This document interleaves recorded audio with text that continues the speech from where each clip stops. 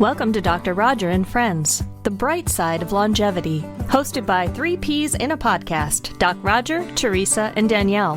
Thanks for joining us for coffee and conversation.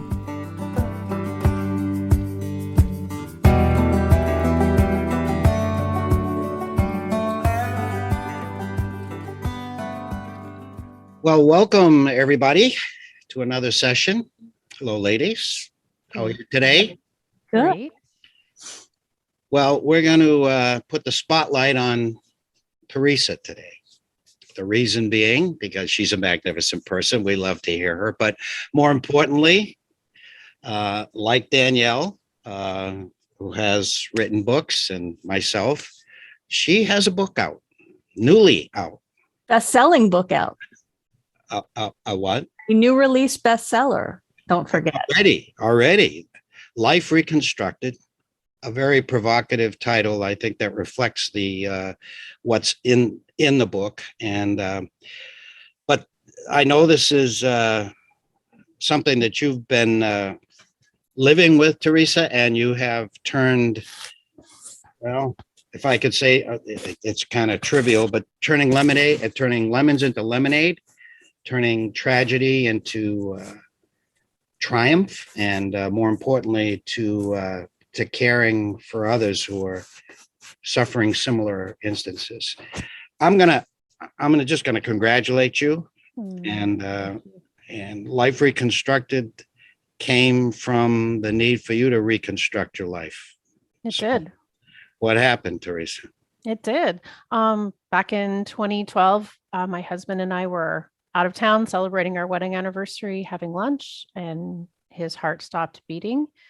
And, despite my immediate and best efforts and quick first responders and valiant efforts by the emergency department, it was not to be. And so without really any warning, I found myself in the world of life after loss, profound, earth-shattering, life-altering loss. And so didn't see that coming at all. My husband was very healthy and fit.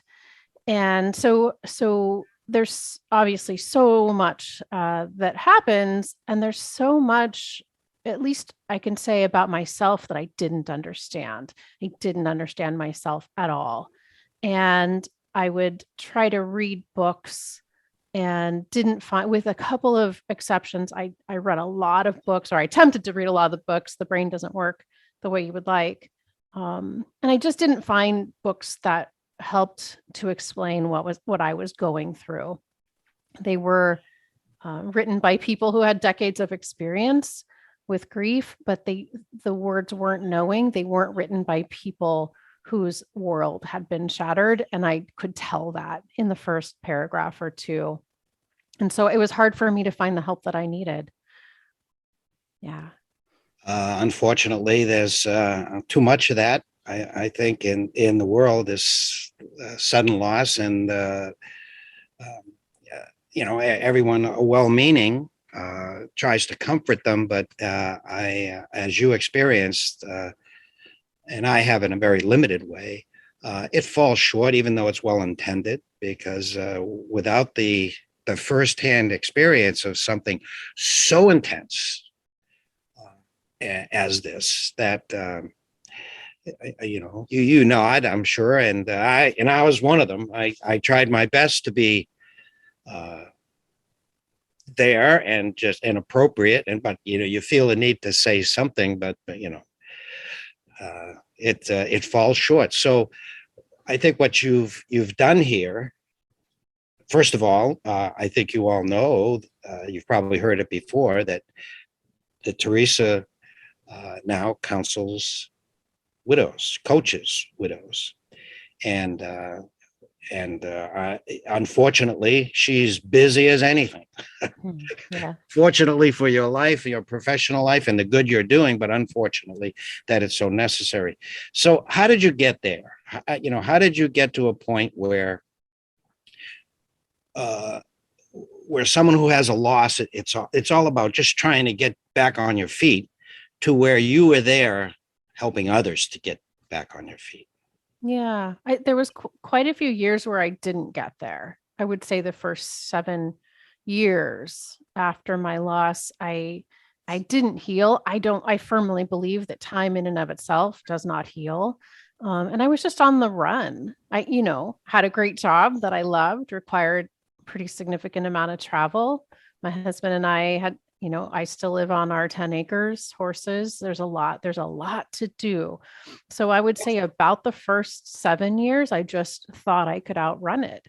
And instead of going straight through it, I took every off ramp and cul-de-sac and side road, and just by way of trying to avoid it. Now I know that our primitive brains are urging us to numb the pain, try to avoid the pain, because to our primitive brain, pain equals potential danger equals death. So it's a very natural response to try to outrun the feelings in some way, shape, or form.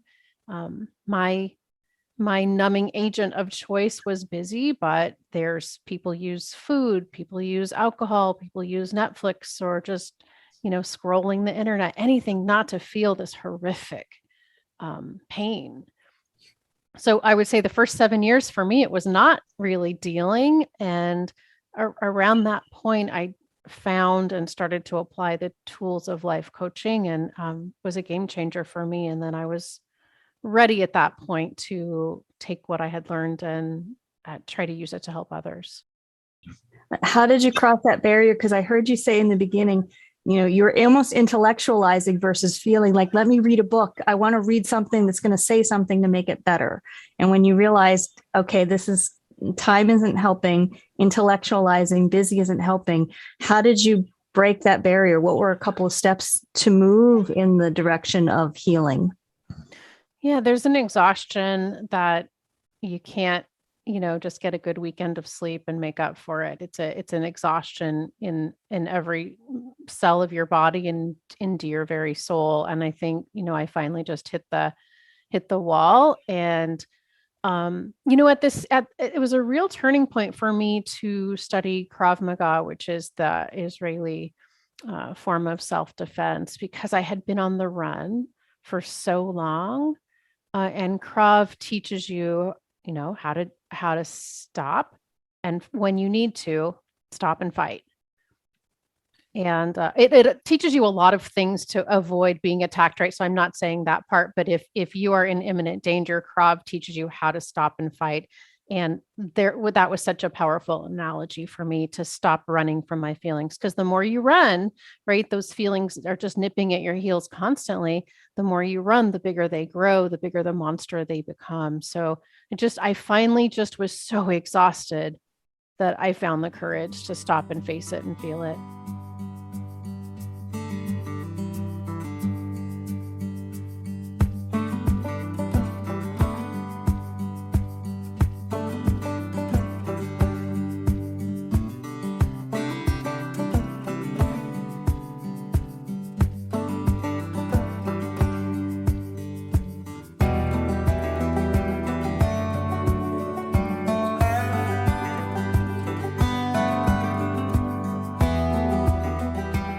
Masterpiece provides communities with personalized content that keeps residents engaged and focused on their unique pathway to healthy longevity, no matter the circumstance or external influence.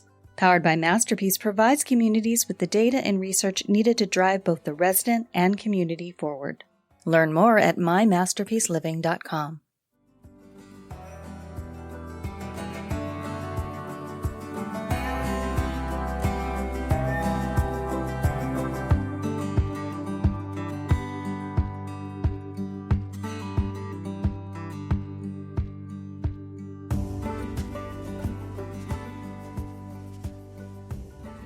This book is magnificent, certainly for those who've experienced the loss, but also for families, loved ones around the person who's lost. And you said you were on the run.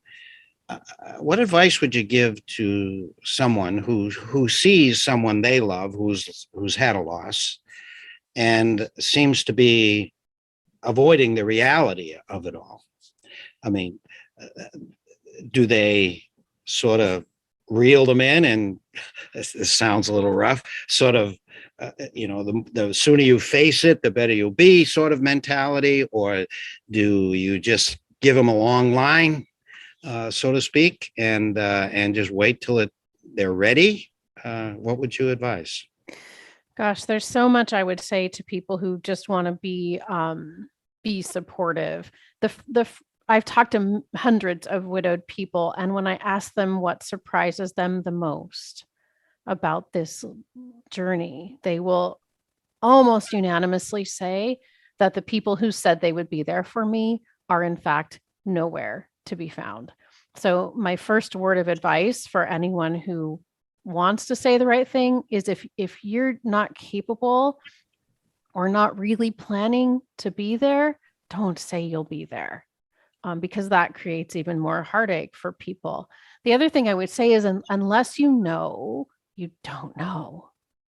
And all of us who are in the club, so to speak, we also recognize that there was absolutely a time that we had no clue either. And we also recognize, like, what did I try to say that was well-intended, but maybe not helpful at all? So there is that understanding.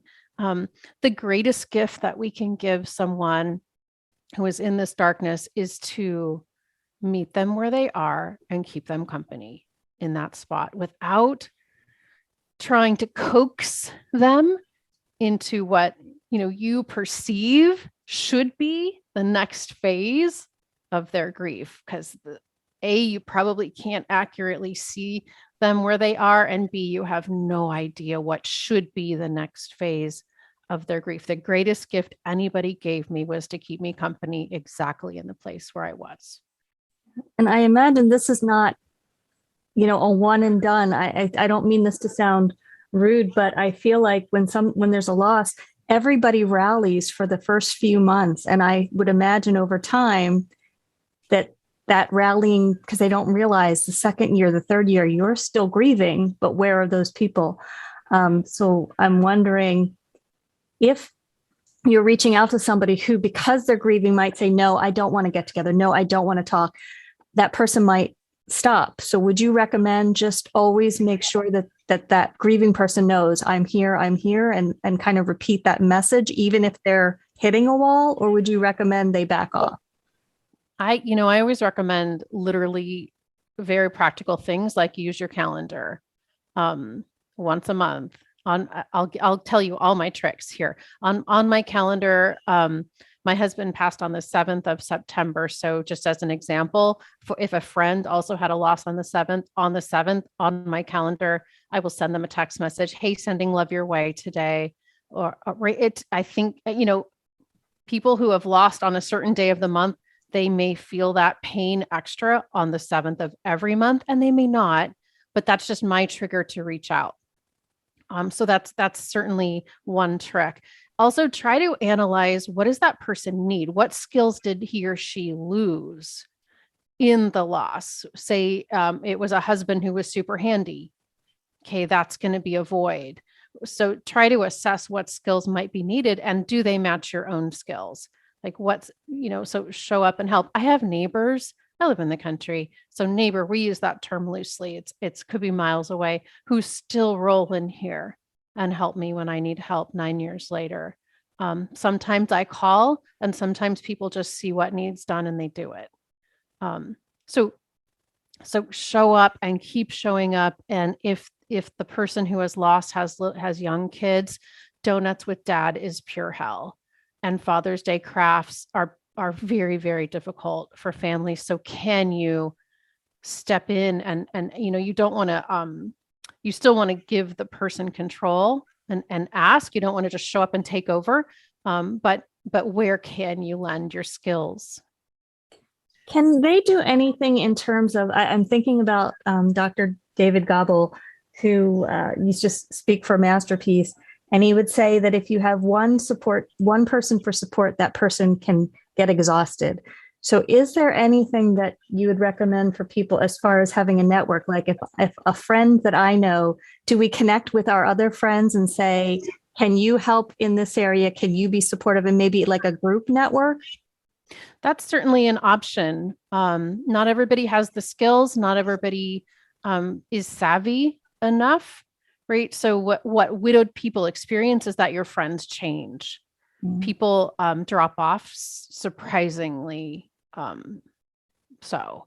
And the people who you thought would be there for you are absolutely not there for you. And so friends change. And so don't expect everybody in the friend circle to have the savvy and the desire to show up for that person. The other thing about from the widowed person's perspective is like there is some, I hate to use the word benefit, but there's some blessing in, going to create your own community of people who do get it. And I can't say enough, Soaring Spirits International, amazing organization for people who have lost their person. That could be a fiance, a spouse, a partner, you name it. So that is your community. There are regional groups. It's an international community of people who get it, who want to connect with you. So go to Soaring, if you're a widowed person, go to Soaring Spirits International and get familiar with the lots of programs that they offer. In our work with older adults and with lifestyle coaching and change, we use, as people have heard before, Kaizen in our approach just to normal lifestyle change. And I've read your book, and it's clear that that's part of your recommendation. Is it not? Small steps towards healing? It is small steps, literally so small that we take it one thought at a time. That's small, right? And it's not that you should be happy all the time. Oh my goodness, no, not especially not after your life has just been so dramatically changed. No, but it doesn't have to be 1 ounce harder than it already is, right? So analyzing those thoughts and making sure that we're not creating more suffering and piling on top of the already profound pain. What I was particularly taken with is that you have your widow clients, I'll call for want of a better word, actually write down what they've accomplished as far as a success, however small, right, on a regular basis, don't you? Yep. Absolutely. Because why? The brain, about an 80% negativity bias for a normal human. And I don't know what that number would be for a grieving human, but the brain just basically wants to point out the negative. It's always focused on the gap, not the gain.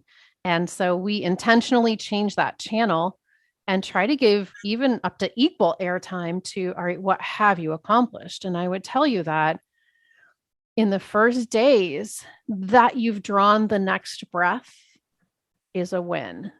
And it feels so much like you're willing your heart to beat. Just your existence is such a win. And then we go from there. This book is so chock full of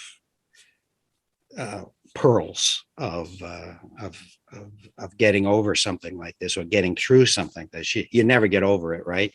You said it's always there, but to move through it and to transition. What would you tell a new widow, or someone who's just had a loss, a man, anyone, a brother, a sister? What sort of initial advice would you give them in this period of numbness and that you described? Yeah, I mean, I think the first bit of advice is just draw the next breath. That's it. That's the goal. Draw the next breath. Talk about Kaizen, huh? Yeah. Just draw the next breath. Yeah. Is there a micro Kaizen that we can talk about? Yeah. It's really draw the next breath and know that your primitive brain, whose job is to protect you, is just launched into overdrive because of this trauma. And so many of your thoughts are going to be based in fear and scarcity. Of course, they are. Well, the book is Life Reconstructed by our own Teresa Beshwate, and it is magnificent. And I'll tell you, having read it, You don't have to have experienced the loss. Of course, most have at some point in their lives, but the wisdom that's in here, the empathy, the compassion, and just the very practical advice on and counseling on how to get through any of life's bumps is all here. So I highly recommend it. I congratulate you. This had to be a journey of emotional intensity for you, Teresa, and I certainly congratulate you. But more importantly, I thank you for adding this to the compassion and the literature of compassion. And as it is that indeed. It's been my pleasure. And you two have been my friends since way before this loss and are still my friends. So talk about the friends who stay with you. You two are those people. And I'm very, very grateful. Yeah, we're like a bad penny. We're not going anywhere. Something like that. And please check the description of this podcast. So we'll tell you how you can reach out to Teresa if you're looking for coaching services, how you can order her book, and also Soaring Spirits, you said was a great resource to include them as well. We want to continue to provide information that is valuable and reliable to our listeners. We welcome your comments and suggestions for topics that are important to you. Please see the description of this episode to contact the Brightside team.